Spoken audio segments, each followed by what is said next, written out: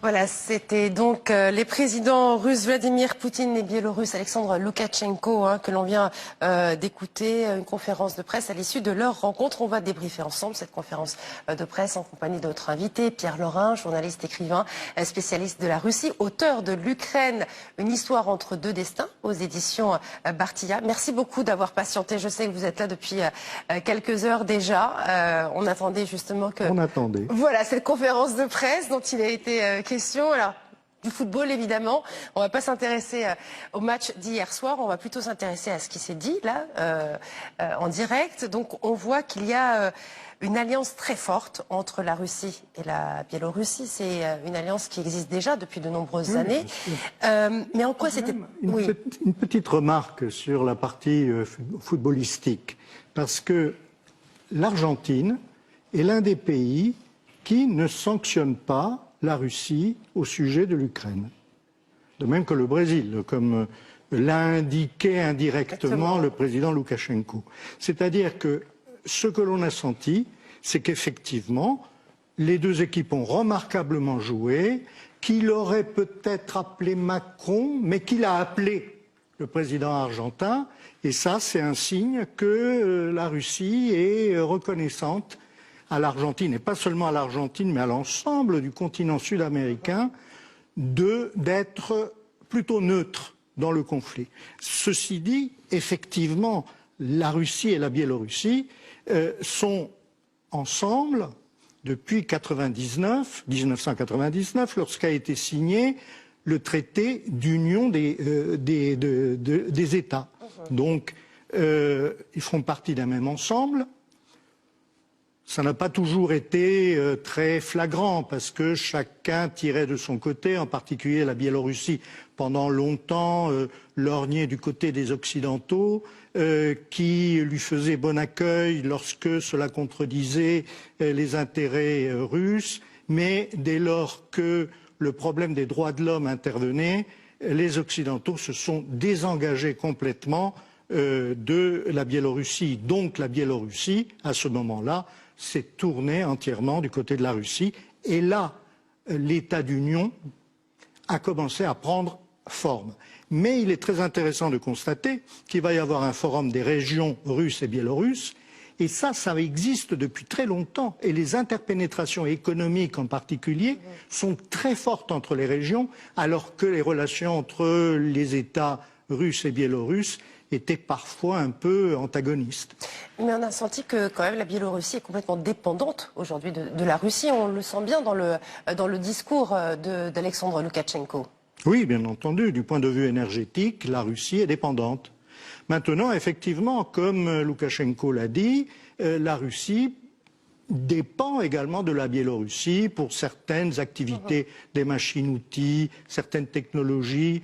Bon, c'est très faible, mais tout de même, on ne peut pas dire que la Biélorussie soit complètement subordonnée à la Russie, et il y a des échanges.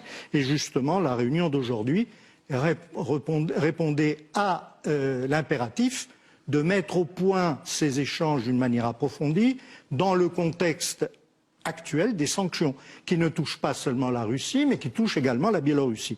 Donc, que les deux alliés qui appartiennent au même ensemble économique, c'est l'Union économique euro-asiatique, qui appartiennent également à l'organisation de sécurité collective, le traité de sécurité collective, donc une organisation de défense, qu'elles se concertent, c'est absolument normal. Il faut remarquer également que Loukachenko a fait de nombreux déplacements en Russie, en particulier à Sotchi, et que c'est la première fois en 3 ans que le président Poutine va en Biélorussie. Et ça, c'est un signe.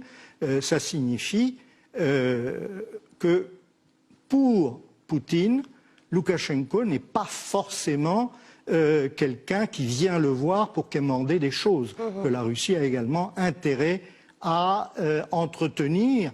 Et justement, c'est la réponse à la question sur l'absorption.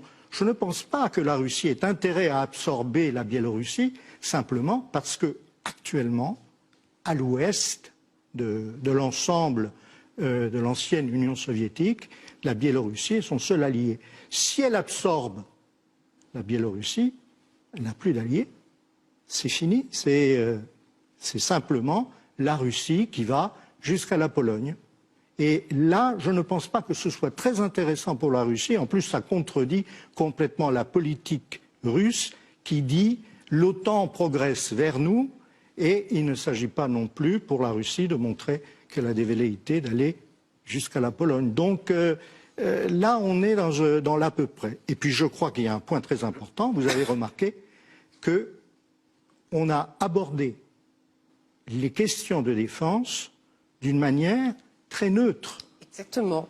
Puisqu'on a parlé de coopération militaire entre les pays, des exercices conjoints.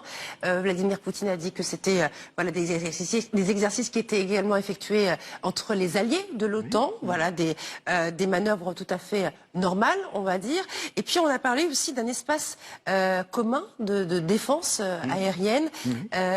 Ça aussi, ça montre quelque chose. Qu'est-ce que ça veut dire? Non, ça veut dire simplement que la défense de l'OTSC, en particulier la défense entre la Russie et la Biélorussie, est coordonnée et effectivement les radars biélorusses et les radars russes sont intégrés, de même que les défenses. C'est-à-dire la Russie a livré des missiles de défense aérienne S-400, ce sont les mêmes dont elle dispose et il est possible donc d'interagir en cas d'attaque.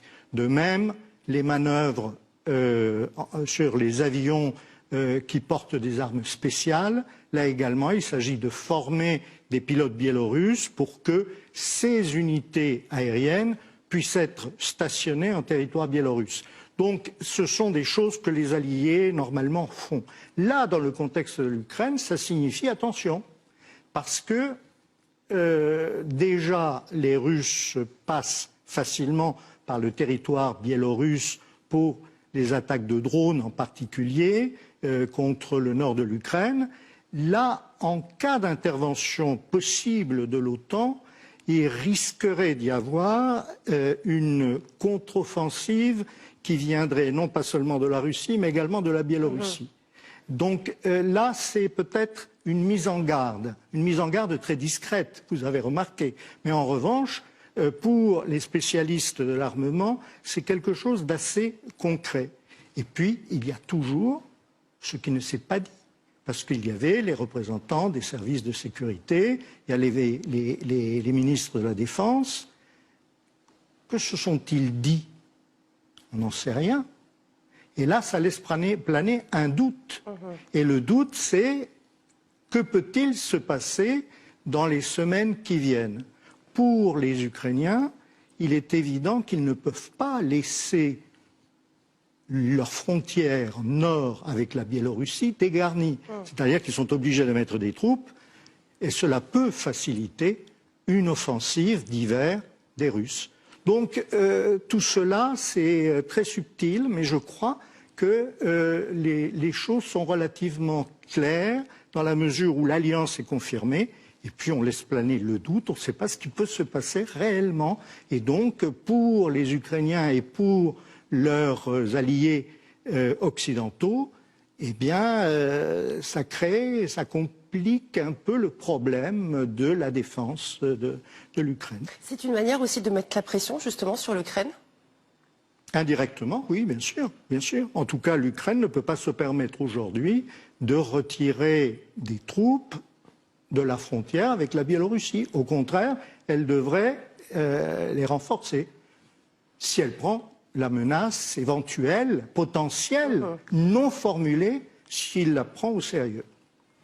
Merci beaucoup, en tout cas, Monsieur Pierre Lorrain, d'avoir décrypté, analysé avec nous cette conférence de presse, rencontre donc aujourd'hui entre le président russe Vladimir Poutine et son homologue biélorusse Alexandre Loukachenko, une rencontre à Minsk.